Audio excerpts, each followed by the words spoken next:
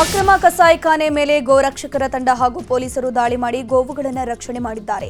ಬೆಂಗಳೂರು ಗ್ರಾಮಾಂತರ ಜಿಲ್ಲೆಯ ದೇವನಹಳ್ಳಿ ಹೊರವಲಯದ ಬೈಜಾಪುರ ಬಳಿ ಈ ಒಂದು ಘಟನೆ ನಡೆದಿರುವಂತದ್ದು. ಒಟ್ಟು 14 ಗೋವುಗಳನ್ನು ರಕ್ಷಣೆ ಮಾಡಿ ಪೊಲೀಸರಿಗೆ ಒಪ್ಪಿಸಲಾಗಿದೆ. ಅನಾರೋಗ್ಯ ಪೀಡಿತ ವಿದ್ಯಾರ್ಥಿಯ ಮನೆಗೆ ತೆರಳಿದ ವಿದ್ಯಾರ್ಥಿಗಳ ಗುಂಪಿನ ಮೇಲೆ ಹಲ್ಲೆಯನ್ನ ಮಾಡಲಾಗಿದೆ. ದಕ್ಷಿಣ ಕನ್ನಡ ಜಿಲ್ಲೆಯ ಉಪ್ಪಿನಂಗಡಿ ಸಮೀಪದ ಪರಿಯಡ್ಕ ಎಂಬಲ್ಲಿ ಘಟನೆ ನಡೆದಿರುವುದು. ವಿದ್ಯಾರ್ಥಿಗಳ ಗುಂಪೊಂದು ರಸ್ತೆಯಲ್ಲಿ ಹೋಗ್ತಿದ್ದಾಗ ಬೈಕ್ನಲ್ಲಿ ಬಂದ ಇಬ್ಬರು ವಿದ್ಯಾರ್ಥಿಗಳ ಹೆಸರು ವಿಳಾಸ ಕೇಳಿ ಓರ್ವ ವಿದ್ಯಾರ್ಥಿಯ ಮೇಲೆ ಹಲ್ಲೆ ಮಾಡಿದ್ದಾರೆ. ಸದ್ಯ ಪ್ರಕರಣ ಸಂಬಂಧ ಬೈಕ್ ಸವಾರ ಮುಸ್ತಫಾ ಮತ್ತು ಮುಸ್ತಫಾ ಪೆರಿಯಡ್ಕ ಎಂಬುವವರನ್ನ ಬಂಧಿಸಲಾಗಿದೆ. ಹೋಟೆಲ್ಗಳ ಬಗ್ಗೆ ಬರೆದರೆ ಹೆಚ್ಚಿನ ಹಣ ನೀಡುವುದಾಗಿ ಮಹಿಳೆಗೆ ವಂಚನೆ ಮಾಡಲಾಗಿದೆ. ದಾವಣಗೆರೆಯ ಭೂಮಿಕಾ ನಗರದಲ್ಲಿ ಈ ಒಂದು ಘಟನೆ ನಡೆದಿದೆ. 34 ವರ್ಷದ ಮಹಿಳೆ ಹಣ ಕಳ್ಕೊಂಡವರು ವಾಟ್ಸ್ಆಪ್ನಲ್ಲಿ ಬಂದ ಲಿಂಕ್ ಒತ್ತಿದಾಗ ಮಹಿಳೆಗೆ ಆಮಿಷ ಒಡ್ಡಿದ್ದಾರೆ. ಮೊದಲು 1500 ರೂಪಾಯಿ ಹಣ ಕೂಡ ಸೆಂಡ್ ಮಾಡಿದ್ದಾರೆ. ಬಳಿಕ ಅದು ಇದು ಅಂತ ಹೇಳಿ 12 ಲಕ್ಷ ಪಡೆದು ವಂಚಿಸಿದ್ದಾರೆ. ಕಲಬುರಗಿಯ ವಿವಿ ಠಾಣಾ ಪೊಲೀಸರು ಖತರ್ನಾಕ್ ಕಳ್ಳನನ್ನ ಬಂಧಿಸಿದ್ದಾರೆ. ಹಗಲೊತ್ತು ಶಿಕ್ಷಕ ಹಾಗೂ ರಾತ್ರಿ ವೇಳೆ ಮನೆಗಳ್ತನ ಮಾಡ್ತಾ ಇದ್ದ ಮೊಹಮ್ಮದ್ ಆರಿಫ್ ಎಂಬಾತನನ್ನ ಬಂಧಿಸಿದ್ದಾರೆ. ಬಂಧಿತ ಕಳ್ಳನಿಂದ 13 ಲಕ್ಷ ರೂಪಾಯಿ ಮೌಲ್ಯದ 100 ಗ್ರಾಂ ಚಿನ್ನದ ಆಭರಣಗಳು, 16,000 ರೂಪಾಯಿ ಮೌಲ್ಯದ 200 ಗ್ರಾಂ ಬೆಳ್ಳಿ, 25,000 ರೂಪಾಯಿ ಮೌಲ್ಯದ ಒಂದು ಬೈಕ್ ಜಪ್ತಿ ಮಾಡಲಾಗಿದೆ. ಹಾವೇರಿಯ ಶಿಗ್ಗಾವಿಯಲ್ಲಿ ಬಡ್ಡಿಕೋರರ ಹಾವಳಿ ಹೆಚ್ಚಳವಾಗಿದೆ. ಬಾಕಿ ಹಣ ವಸೂಲಿ ಹೆಸರಲ್ಲಿ ಮನೆಯನ್ನ ಸೀಸ್ ಮಾಡಿದ್ದಾರೆ. ಶಿಗ್ಗಾವಿ ನಿವಾಸಿ ಲಕ್ಷ್ಮಿ ಎಂಬಾಕೆ 2023ರಲ್ಲಿ ದುರ್ಗಪ್ಪನ ಬಳಿ 2 ಲಕ್ಷ ಸಾಲ ಪಡ್ಕೊಂಡಿದ್ರು. 1,20,000 ವಾಪಸ್ ಕೂಡ ಕೊಟ್ಟಿದ್ರು. ಆದರೆ ಬಾಕಿ ಹಣಕ್ಕೆ ಮೀಟರ್ ಬಡ್ಡಿ ಹಾಕಿ 25 ಲಕ್ಷ ರೂಪಾಯಿ ಕೊಡಬೇಕು ಅಂತ ಬಾಂಡ್ ಬರೆಸಿಕೊಂಡು ಮನೆಯನ್ನ ಜಪ್ತಿ ಮಾಡಿದ್ದಾರಂತೆ. ಈ ಬಗ್ಗೆ ದೂರು ಕೊಡೋಕೆ ಹೋದ್ರೂ ಪೊಲೀಸರು ಕೇಸ್ ತೆಗೆದುಕೊಳ್ತಿರುವಂತೆ. ಮಾಜಿ ಸಚಿವ ಕೆಎನ್ ರಾಜಣ್ಣ ಮನೆಗೆ ಇವತ್ತು ಸಿಎಂ ಸಿದ್ದರಾಮಯ್ಯ ಭೇಟಿಯನ್ನ ನೀಡುತ್ತಿದ್ದಾರೆ. ಕಬ್ಬು ಬೆಳೆಗಾರರ ಸಮಸ್ಯೆಗಳ ಸಭೆಯನ್ನ ಮುಗಿಸಿ ಮಧ್ಯಾಹ್ನ ತುಮಕೂರಿಗೆ ತೆರಳಲಿರುವ ಸಿಎಂ ಸಿದ್ದರಾಮಯ್ಯ ಶಾಸಕ ರಾಜಣ್ಣ ಮನೆಗೆ ಭೇಟಿಯನ್ನ ನೀಡಿ ಭೋಜನ ಸವಿಯಲಿದ್ದಾರೆ. ಬಳಿಕ ತುಮಕೂರಿನಲ್ಲಿ ನಿಗದಿಯಾಗಿರುವ ವಿವಿಧ ಅಭಿವೃದ್ಧಿ ಕಾರ್ಯಕ್ರಮಗಳಲ್ಲಿ ಭಾಗಿಯಾಗ್ತಾರೆ. ನವೆಂಬರ್ ಕ್ರಾಂತಿನೂ ಇಲ್ಲ, ಡಿಸೆಂಬರ್ ಕ್ರಾಂತಿನೂ ಇಲ್ಲ. ಕ್ರಾಂತಿ ಆಗೋದು ಏನಿದ್ರು 2028ರಲ್ಲಿ. ಅದು ಕಾಂಗ್ರೆಸ್ ಮತ್ತೆ ಅಧಿಕಾರಕ್ಕೆ ಬರೋ ಮೂಲಕ ಅಂತ ಡಿಸಿಎಂ ಡಿಕೆ ಶಿವಕುಮಾರ್ ಹೇಳಿದ್ದಾರೆ. ದೆಹಲಿಯಲ್ಲಿ ಮಾತನಾಡಿರುವಂತಹ ಅವರು, ನಾನು ಯಾರನ್ನೂ ದೆಹಲಿಯಲ್ಲಿ ಭೇಟಿ ಮಾಡೋದಿಲ್ಲ ಅಂತ ಸ್ಪಷ್ಟನೆ ಕೊಟ್ಟಿದ್ದಾರೆ. ರಸ್ತೆ ಗುಂಡಿಗಳ ಸಹಿ ಸಂಗ್ರಹದ ಅಭಿಯಾನದ ಹೋರಾಟಕ್ಕೆ ಬೆಂಗಳೂರಿನ ಬಿಜೆಪಿ ಶಾಸಕರ ಸಹಕಾರ ಇಲ್ಲದೇ ಇರೋದ್ರಿಂದ ಕೇಂದ್ರ ಸಚಿವ ಪ್ರಹ್ಲಾದ್ ಜೋಶಿ ಗರಂ ಆದರು. ವಿಪಕ್ಷ ನಾಯಕ ಆರ್ ಅಶೋಕ್ ಪ್ರಕಟ ಮಾಡಿದ್ರೂ ಕೂಡ ಯಾವುದೇ ಹೋರಾಟ ಮಾಡಿಲ್ಲ. ಹೀಗಾಗಿ ಹೋರಾಟಕ್ಕಿಳಿಯದ ಶಾಸಕರಿಗೆ ಖುದ್ದು ಕರೆ ಮಾಡಿ ಜೋಶಿ ತರಾಟೆ ತೆಗೆದುಕೊಂಡಿದ್ದಾರೆ. ಲೋಕಾಯುಕ್ತಕ್ಕೆ ಆಸ್ತಿ ವಿವರ ಸಲ್ಲಿಸಬೇಕೆಂಬ ನಿಯಮವಿದ್ರೂ ಕೂಡ ಜನಪ್ರತಿನಿಧಿಗಳು ನಿರ್ಲಕ್ಷ್ಯ ವಹಿಸಿದ್ದಾರೆ. 5 ಸಚಿವರು ಸೇರಿದಂತೆ 100 ಮಂದಿ ಶಾಸಕರು ಲೋಕಾಯುಕ್ತಕ್ಕೆ ಆಸ್ತಿ ವಿವರ ಸಲ್ಲಿಸದೆ ನಿರ್ಲಕ್ಷ್ಯ ವಹಿಸಿದ್ದಾರೆ. ಸಚಿವರಾಗಿರುವಂತಹ ಕೆಎಚ್ ಮುನಿಯಪ್ಪ, ದಿನೇಶ್ ಗುಂಡೂರಾವ್, ಜಮೀರ್ ಅಹಮದ್ ಖಾನ್, ರಹೀಂ ಖಾನ್, ಕೆ ವೆಂಕಟೇಶ್, ಮಾಜಿ ಸಚಿವ ಕೆಎನ್ ರಾಜಣ್ಣ ಸೇರಿ ಹಲವರು ಆಸ್ತಿ ವಿವರ ಸಲ್ಲಿಸಿಲ್ಲ.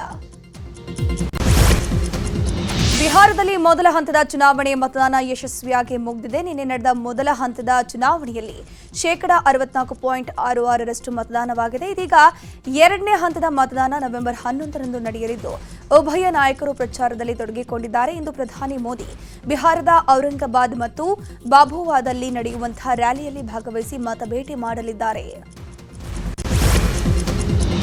ಇನ್ನು ಬಿಹಾರದಲ್ಲಿ ಇವತ್ತು ಮಹಾಗಠಬಂಧನ್ ಅಬ್ಬರದ ಪ್ರಚಾರ ಮಾಡಲಿದೆ. ಇವತ್ತು ಭಾಗಲ್ಪುರದಲ್ಲಿ ರಾಹುಲ್ ಗಾಂಧಿ ಹಾಗೂ ತೇಜಸ್ವಿ ಯಾದವ್ ಮತ ಪ್ರಚಾರ ಮಾಡಲಿದ್ದಾರೆ. ಖರ್ಗೆ, ಗಯಾ ಮತ್ತು ಚಿನಾರಿ ಕ್ಷೇತ್ರಗಳಲ್ಲಿ ಪ್ರಚಾರ ನಡೆಸಲಿದ್ದಾರೆ. ದೆಹಲಿಯ ಇಂದಿರಾ ಗಾಂಧಿ ಏರ್ಪೋರ್ಟ್ನ ಎಟಿಸಿ ವ್ಯವಸ್ಥೆಯಲ್ಲಿ ತಾಂತ್ರಿಕ ದೋಷ ಹಿನ್ನೆಲೆ 100ಕ್ಕೂ ಅಧಿಕ ವಿಮಾನಗಳು ವಿಳಂಬಗೊಂಡಿವೆ. ನಿನ್ನೆ ಸಂಜೆಯಿಂದ ತಾಂತ್ರಿಕ ಸಮಸ್ಯೆಗಳಿಂದಾಗಿ ವಿಮಾನಗಳ ಹಾರಾಟದಲ್ಲಿ ವ್ಯತ್ಯಯ ಉಂಟಾಗಿದೆ. ಆಟೋ ಟ್ರ್ಯಾಕ್ ಸಿಸ್ಟಮ್, ಸ್ವಿಚಿಂಗ್ ಸಿಸ್ಟಮ್ನಲ್ಲಿ ಕೆಲವು ಸಮಸ್ಯೆಗಳಿಂದ ವಿಮಾನ ಹಾರಾಟದಲ್ಲಿ ವ್ಯತ್ಯಯವಾಗಿದೆ. ವಂದೇ ಮಾತರಂ ಗೀತೆಗೆ 150 ವರ್ಷ ತುಂಬಿದ ಹಿನ್ನೆಲೆ ದೇಶದಾದ್ಯಂತ 1 ವರ್ಷದವರೆಗೆ ನಿರಂತರವಾಗಿ ಕಾರ್ಯಕ್ರಮಗಳು ನಡೀತಾನೆ ಇರುತ್ತೆ. ಇನ್ನು ದೆಹಲಿಯ ಇಂದಿರಾ ಗಾಂಧಿ ಮೈದಾನದಲ್ಲಿ ನಡೆದ ಕಾರ್ಯಕ್ರಮದಲ್ಲಿ ಪ್ರಧಾನಿ ನರೇಂದ್ರ ಮೋದಿ ಭಾಗಿಯಾಗಿದ್ದು ಚಾಲನೆಯನ್ನ ನೀಡಿದ್ದಾರೆ. ಇನ್ನು ಇದೇ ವೇಳೆ ಕಾರ್ಯಕ್ರಮದ ಸ್ಮರಣಾರ್ಥವಾಗಿ ಅಂಚೆ ಚೀಟಿ ಮತ್ತು ನಾಣ್ಯವನ್ನ ಬಿಡುಗಡೆ ಮಾಡಿದ್ರು. ಇನ್ನು ಕಾರ್ಯಕ್ರಮ ವರ್ಷಪೂರ್ತಿ ದೇಶದಾದ್ಯಂತ ನಡೆಯಲಿದೆ.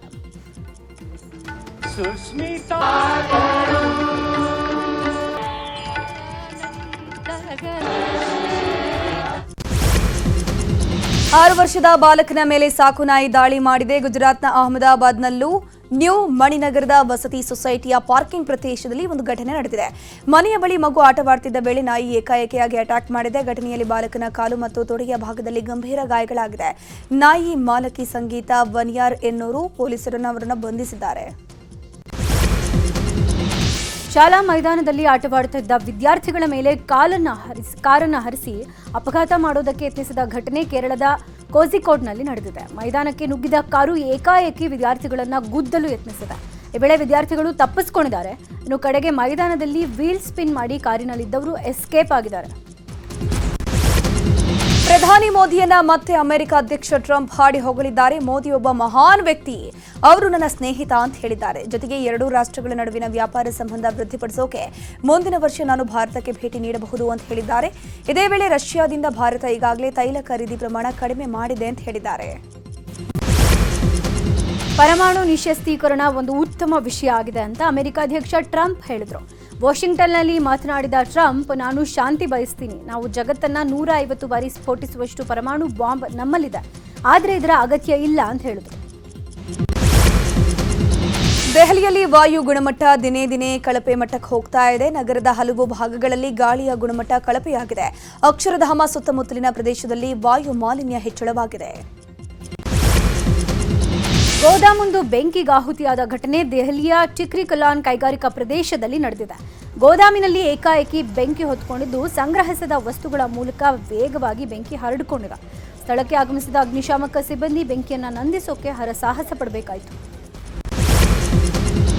ಅಕ್ರಮ ಬೆಟ್ಟಿಂಗ್ ಆಪ್ ಪರ ಪ್ರಚಾರ ನಡೆಸಿದ ಆರೋಪದ ಅಡಿಯಲ್ಲಿ ಸುರೇಶ್ ರೈನಾ ಮತ್ತು ಶಿಖರ್ ಧವನ್ಗೆ ಸೇರಿದ 11.14 ಕೋಟಿ ರೂಪಾಯಿ ಮೌಲ್ಯದ ಆಸ್ತಿಯನ್ನು ಇಡಿ ಜಪ್ತಿ ಮಾಡಿದೆ. ಧವನ್ರ 4.50 ಕೋಟಿ ರೂಪಾಯಿ, ರೈನಾ ಅವರ 6.64 ಕೋಟಿ ರೂಪಾಯಿ ಮೌಲ್ಯದ ಆಸ್ತಿಯನ್ನು ಜಪ್ತಿ ಮಾಡಲಾಗಿರುವಂಥದ್ದು.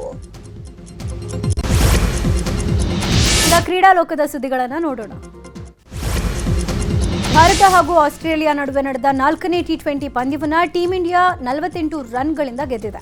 ಈ ಮೂಲಕ 5 ಪಂದ್ಯಗಳ ಟಿ20 ಸರಣಿಯಲ್ಲಿ ಭಾರತ 2-1 ಅಂತರದ ಮುನ್ನತೆಯನ್ನು ಪಡೆದುಕೊಂಡಿದೆ. ಇನ್ನು ಟಾಸ್ ಸೋತು ಮೊದಲು ಬ್ಯಾಟಿಂಗ್ ಆಯ್ಕೆ ಮಾಡಿದ ಇಂಡಿಯಾ 167 ರನ್ ಕಲೆ ಹಾಕಿತು. ಈ ಗುರಿ ಬೆನ್ನಟ್ಟಿದ್ದ ಆಸ್ಟ್ರೇಲಿಯಾ 119 ರನ್ಗಳಿಗೆ ಆಲ್ ಔಟ್ ಆಗಿದೆ. ಈಗ ಸಿನಿ ಲೋಕದ ಪ್ರಮುಖ ಸುದ್ದಿಗಳು. ಟಾಲಿವುಡ್ನ ಕ್ಯೂಟ್ ಕಪಲ್ ಗೀತಾ ಗೋವಿಂದಂ ಖ್ಯಾತಿಯ ವಿಜಯ್ ದೇವರಕೊಂಡ ರಶ್ಮಿಕಾ ಮದುವೆ ಡೇಟ್ ಫಿಕ್ಸ್ ಆಗಿದೆ. ಫೆಬ್ರವರಿ 26ಕ್ಕೆ ಇವರಿಬ್ಬರು ಹಸೆಮಣೆ ಏರಲಿದ್ದಾರೆ. ರಾಜಸ್ಥಾನದ ಐಷಾರಾಮಿ ಅರಮನೆಯಲ್ಲಿ ಅದ್ದೂರಿಯಾಗಿ ವಿವಾಹ ನಡೆಯಲಿದೆಯಂತೆ. ವಿಜಯ್ ದಳಪತಿ ನಟನೆಯ ಕೊನೆಯ ಸಿನಿಮಾ ಅಂತಾನೆ ಹೇಳಲಾಗ್ತಿರುವಂತಹ ಜನನಾಯಕನ್ 2026 ಸಂಕ್ರಾಂತಿಗೆ ರಿಲೀಸ್ ಆಗಲಿದೆ. ಕರೂರು ಕಾಲ್ದೊಳದಿಂದ ವಿಜಯ್ ಅವರನ್ನ ಟೀಕಿಸಲಾಯಿತು. ಇದರಿಂದಾಗಿ ಜನನಾಯಕನ್ ಬಿಡುಗಡೆಯ ಮುಂದೆ ಹೋಗಬಹುದು ಎನ್ನಲಾಗ್ತಾ ಇತ್ತು. ಆದ್ರೆ ಈಗ ರಿಲೀಸ್ ಡೇಟ್ ಅನ್ನ ಮತ್ತೊಮ್ಮೆ KVM ಸಂಸ್ಥೆ ಅಧಿಕೃತಗೊಳಿಸಿದೆ.